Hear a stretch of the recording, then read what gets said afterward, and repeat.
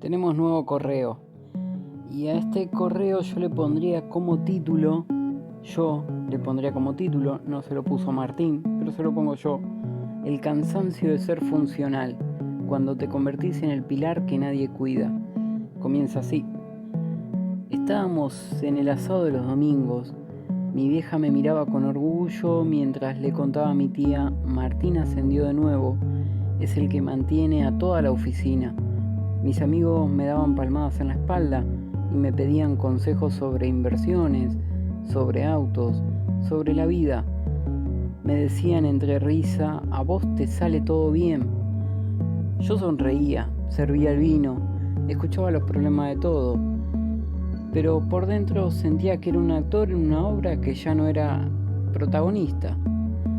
Ese es el cansancio de ser funcional, cuando todos se apoyan en vos, pero nadie te pregunta si vos tenés dónde apoyarte. El correo comienza así: mi nombre es Martín, soy el hijo que nunca llamo para pedir plata, el hermano que resuelve las crisis familiares, el amigo que siempre tiene el contacto del médico o del abogado.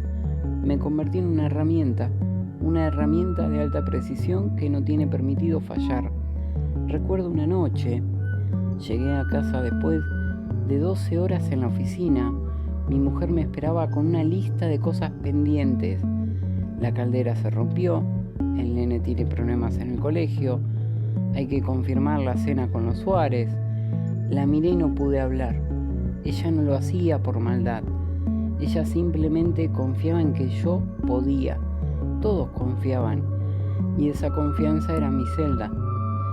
El estallido no fue por un problema, fue por una arandela. Estaba tratando de arreglar la canilla del baño un sábado a la tarde porque, como no lo iba a hacer yo, se me cayó la pieza, rodó por el desagüe y me quedé ahí, sentado en el piso del baño, llorando como un nene de 5 años. No lloraba por la canilla, lloraba porque estaba vacío.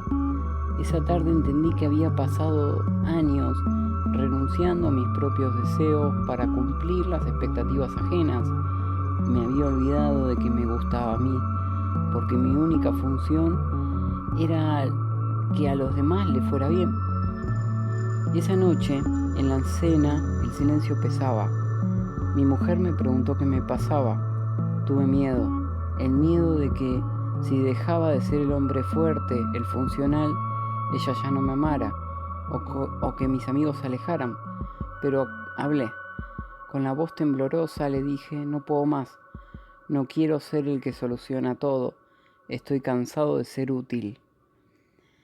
Fue la primera vez que ejercí mi derecho a la fragilidad, y para mi sorpresa el mundo no se terminó. Mi mujer no me dejó, me abrazó, mis padres se sorprendieron, pero entendieron que su hijo trofeo también sangraba. Empecé a desarmar al Martín funcional. Dejé de ser el grupo de soporte técnico de mis amigos. Si alguien me llamaba para pedirme un favor pesado un domingo, empecé a decir: hoy no puedo, necesito descansar.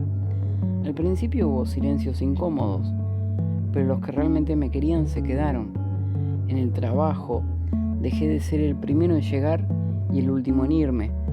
Aprendí que la empresa sigue girando sin mí, pero mi vida no. Mi vida se detiene si yo no estoy en ella. Hoy, cuando nos juntamos a comer, ya no soy el centro de mesa que todo lo sabe. Soy uno más. A veces me quejo, a veces pido consejos yo, y es maravilloso, porque descubrí que la gente no me quería por lo que yo hacía por ellos, sino por quién era yo. Este es el mensaje, el correo de Martín. Si sentís que sos el pilar de todo el mundo y que si te moves 1 centímetro todo se cae, movete igual. Deja que algunas cosas se caigan. Solo así vas a descubrir quién está ahí para ayudarte a levantar. No sos una máquina, sos humano y tenés derecho a romperte para poder armarte de nuevo. Esta es la historia de Martín.